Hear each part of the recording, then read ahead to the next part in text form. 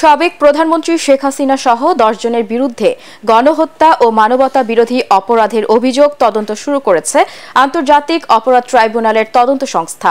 ইতিমধ্যে সংস্থার উপপরিচালক আতাউর রহমানকে তদন্ত কর্মকর্তা হিসেবে নিযুক্ত করা হয়েছে। সাংবাদিকদের এসব তথ্য জানিয়েছেন বাদীপক্ষের আইনজীবী গাজী এম.এইচ. তামিম।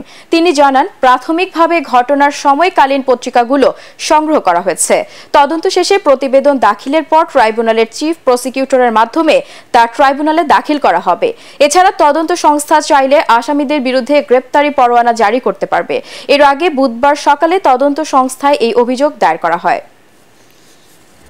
বৈষম্য বিরোধী ছাত্র আন্দোলনে যে সমস্ত নেতাকর্মী এবং এই আন্দোলনকে সমর্থন করে এমন যে সমস্ত সাধারণ মানুষ এই হত্যাকাণ্ডে নিহত হয়েছে তাদেরকে গণহত্যা হিসাবে আমি তদন্ত করার জন্য আবেদন জানিয়েছি।